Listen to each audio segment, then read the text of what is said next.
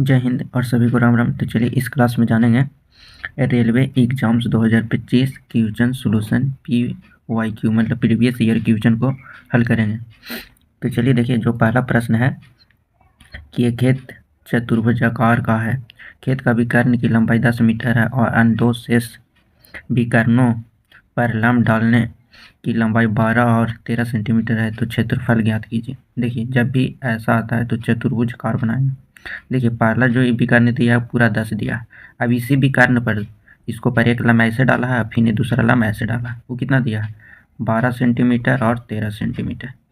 तो पहला जो D1 हो जाएगा वो कितना सेंटीमीटर हो जाएगा? 10 सेंटीमीटर। अब ये पूरा विकर्ण होता है, पूरा विकर्ण। तो ये दूसरा D2 जो आएगा वो कितना आ जाएगा? तो 13 12 जोड़ेंगे तो कितना आ जाएगा? 25 मीटर हो जाएगा। अब देखिए, चतुर्भुज का जो क्षेत्रफल बराबर होता है formula 1/2 into D1 into D2, मतलब विकर्णों का गुणनफल होता है। तो 1/2 इंटू 10 इंटू 25, 2 से काटेंगे तो 5 बार में कट जाएगा। 5 इंटू कितना हो जाएगा? 125 मीटर स्क्वायर। क्षेत्रफल निकालते हैं तो इसका इकाई कितना लिखते हैं? Meter square. तो ऑप्शन नंबर कौन सा हो जाएगा? ए इज द राइट हो जाएगा। नेक्स्ट प्रश्न, और वीडियो पसंद आएगा तो लाइक करिएगा, शेयर कर दीजिएगा।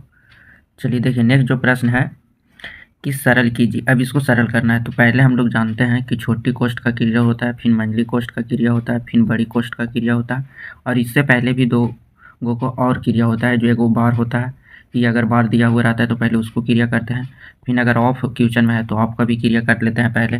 ये सब चीज़ नहीं दिया है, खाली हमको दिया है मंझली कोष्ठ बड़ी कोष्ठ। तो इसको खाली हल करना है हमको। तो हल करेंगे तो यहाँ से हो जाएगा 6 6 36, जैसे करेंगे तो 3 3 9, प्लस माइनस ये 3 से 3 खत्म हो जाएगा, ये 6 से 6 खत्म हो जाएगा। तो कितना बचेगा? एक बचेगा। तो 1 + 18 बराबर कितना हो जाएगा? 19 is the right answer. Next प्रश्न, और वीडियो पसंद आएगा तो लाइक कर दीजिएगा, शेयर कर दीजिएगा। चलिए नेक्स्ट जो प्रश्न है,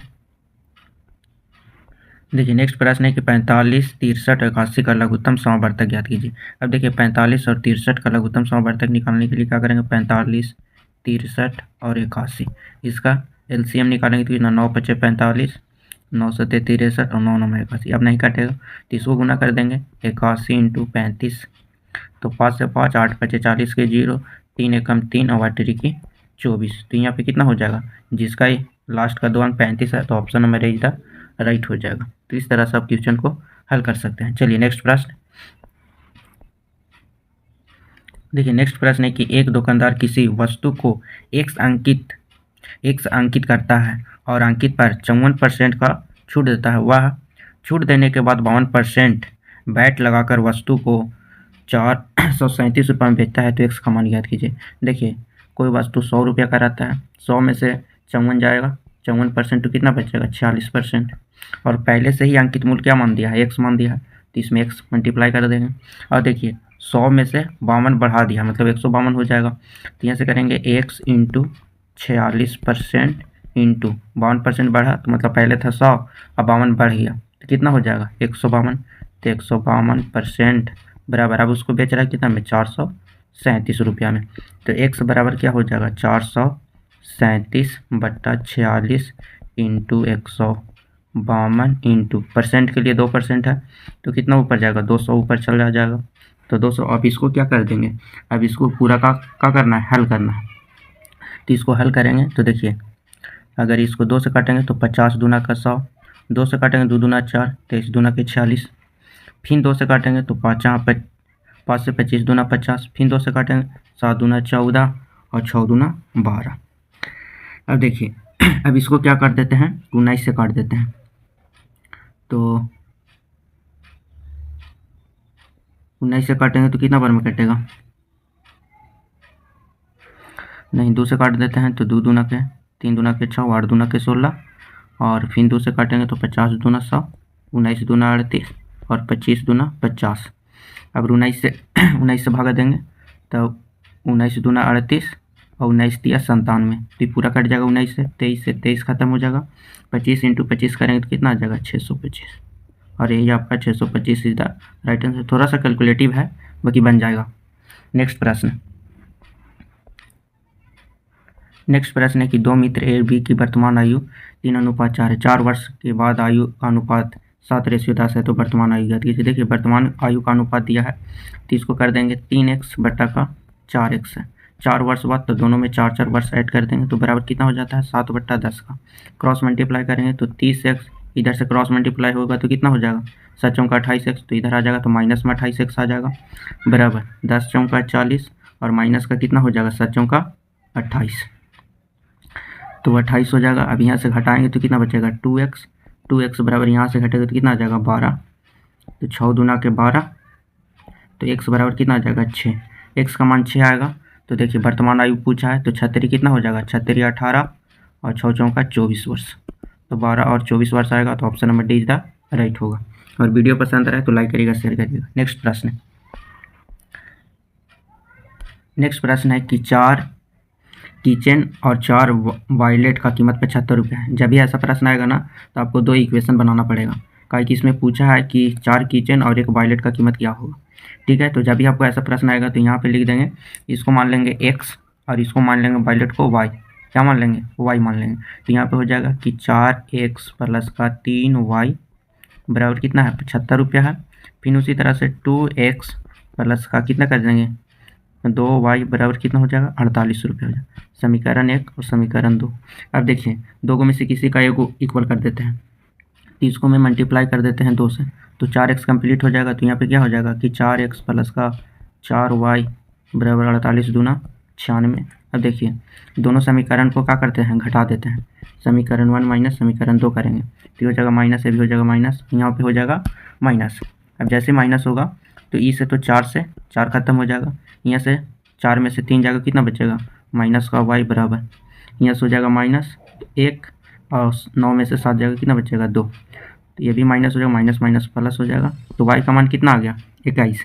अब समीकरण 1 में रख देंगे, अब समीकरण 1 में रखेंगे तो y का मान 21 आ गया, तो 21 दिया 63, तो यहाँ से लिखेंगे कि 4x माइनस 75 माइनस 63 हो जाएगा, 63 21 दिया 63, यहाँ पे 21 मान रखेंगे और ये प्लस में इधर आएगा तो माइनस में हो जाएगा, तो 4x बराबर घटाएंगे तो कितना बचेगा 2x, 4 दिया 12, तो x बराबर कितना आ जाएगा 3 आ जाएगा। और देखिए निकालना का चीज़ है 3 और 1 वायलेट का, तो 3x, तो 3 तिहाई 9 प्लस y का मान कितना है 21 है, तो कितना हो जाएगा 30 रुपया, 30 इज द राइट हो जाएगा।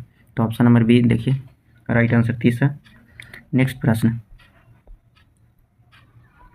प्रश्न है कि PQ मिलकर एक टंकी को 8 घंटा में पानी भर सकता है, P अकेले 20 घंटा में भरता है और पानी भर सकता है, तो Q अकेले 3/4 भाग भरता है, तो कितना समय लगेगा, समय इसमें निकालना है। तो P प्लस Q बराबर 8 घंटा होगा, P अकेले उसी काम को कितना घंटा में 20 घंटा में, इसका LCM निकालते हैं। देखिए तो इसका LCM ले लेंगे तो कितना आ जाएगा 40, तो यहाँ से देखिए 8 5 40, 8 का आर लगेगा, तो यहाँ से क्या हो जाएगा 5 8 5 40 और 20 से भाग देंगे 40 में, तो क्या हो जाएगा 20 तिहाई 20 दूना 40, तो 2 हो जाएगा। अब देखिए P 2 दिन कार्य करता है तो Q कितना दिन कार्य करेगा, तो 5 में से 2 चला जाएगा तो 3 दिन कार्य करेगा। कितना दिन कार्य करेगा 3 दिन, बाकी कितना भाग काम कर रहा है, तो टोटल का ना 40 का, तो 3/4, तो 10 चौका 40, कितना 30 यूनिट काम हो रहा है, तो इसको कितना समय लगेगा, तो 10 तिहाई 30, मतलब उसको समय कितना घंटा लगेगा 10 घंटा लगेगा। नेक्स्ट प्रश्न, कहीं पे दिक्कत होगा तो कमेंट करके ज़रूर बताइएगा। नेक्स्ट प्रश्न है कि यदि किसी भिन्न में 25% वृद्धि होता है और हर में 9% की कमी होता है। भिन्न बराबर हम लोग जानते हैं, भिन्न बराबर कि x/y मान लेते हैं, ऊपर वाला को अंश बोलते हैं, नीचे वाला को हर बोलते हैं, ठीक है। तो x/y मान लिए 25% वृद्धि हुआ है तो x इंटू क्या हो जाएगा 125, और y में 9% की कमी हुआ है तो कितना हो जाएगा इक्यावन बराबर कितना परसेंट हो जा रहा है 7/5 के भाग में हो जाता है, तो 5/7। देखिए 5 से काटेंगे तो 25 बार में, इसी काटेंगे तो 13 बार में, तो क्या हो जाएगा कि x/y बराबर क्या हो जाएगा कि 13/12, सॉरी 13/25, 13 क्या हो जाएगा 25 हो जाएगा। अब इसमें देखिए ऑप्शन देखिए कि ये अंश से 10 अधिक है या b, तो देखिए b ही हो जाएगा, क्योंकि हर में से b का अंश 12 अधिक है, तो इससे कितना है 12 अधिक है, ये कितना है 25 है, तो 25 में से 13 जाएगा तो कितना बचेगा 12 बचेगा। नेक्स्ट प्रश्न है कि 19 कोण वाले घन का आयतन क्या होगा। घन का आयतन बराबर होता है L का क्यूब, अब देखिए 19 का क्यूब निकालेंगे तो कितना आ जाएगा, 68 59 आएगा। तो आपको क्यूब याद होना चाहिए। उसी तरह से अगर 11 का क्यूब देखेंगे तो 13 31 होता है। 12 का क्यूब देखेंगे तो 17 28 होता है। 13 का क्यूब देखेंगे तो 21 97 होता है। इसी तरह से अगर 14 का क्यूब देखेंगे तो 24 96 शायद होता है, 24 96। 15 का स्क्वायर देखेंगे तो 15, आप इतना याद कर सकते हैं। आप क्यों 20 तक 25 तक याद कर सकते हैं। चलिए नेक्स्ट प्रश्न है कि अरमान ने 1 घंटा 20 मिनट में इतना किलोमीटर तय करता है और फिसल जाने पर उसे दुगना दौड़ना पड़ता है तो उसको कितना समय लगेगा। इतना किलोमीटर दौड़ने में उसको कितना समय लगेगा। देखिए ये इतना घंटा में इतना किलोमीटर जा रहा है, ठीक है। तो यहाँ पहले हम निकालेंगे कि 1 घंटा में कितना दूरी तय करेगा। तो इसको पहले हम चेंज कर लेते हैं मिनट में। तो मिनट में चेंज करेंगे तो 80 मिनट में चलेगा 8800 मीटर। मीटर में उसको चेंज कर दिए। 80 से काटेंगे तो कितना हो जाएगा, 110 मीटर। मतलब 1 मिनट में 110 मिनट चलेगा। अब फिसल जाएगा तो दुगना स्पीड से चल रहा है इतना में, तो दुगना स्पीड चलेगा तो कितना हो जाएगा, उसको मिनट में पहले चेंज करेंगे तो किलोमीटर में कितना हो जाएगा कि 26,400 बटा कितना हो जाएगा 110 इंटू कितना हो जाएगा, का कि किलोमीटर में है तो इसको किलोमीटर में चेंज करेंगे तो 1000 से गुना करना पड़ेगा। तो यहाँ से क्या करेंगे, इसको से इसको भाग देंगे तो 11 दूना 22, 1 0 से 1 0 खत्म हो जाएगा, 11 दूना के 22 और फिर कितना बचेगा 4, तो 11 चौका 44, 240। तो 240 मिनट लगेगा। अब 240 मिनट लगा है तो दोगुना स्पीड से चला है तो इसको क्या करेंगे कि अब घंटा में चेंज करने के लिए 60 से भागा करेंगे तो 6 चौका 24 4। अब दोगुना स्पीड से चला है तो 2 से डिवाइड करेंगे कितना हो जाएगा 2, तो 2 घंटा उसको समय लगेगा। नेक्स्ट प्रश्न है कि एक 11 अंक की संख्या दिया हुआ है, 18 से विभाजित तो x का मान क्या होगा। देखिए 18 का रूल क्या कहता है कि 9 ओवर 18 से विभाजित। 9 का रूल कहता है कि सभी संख्याओं का योग करेंगे तो 9 से कटना चाहिए। तो देखिए 7 2 9 कट गया तो 9 से कट जाएगा, 6 6 और 3 तो 9 कट गया। फिर इधर हो गया 8 8 16 तो 16 और प्लस का 2 कर देंगे तो 18, तो 18 9 से 2 बार में कटेगा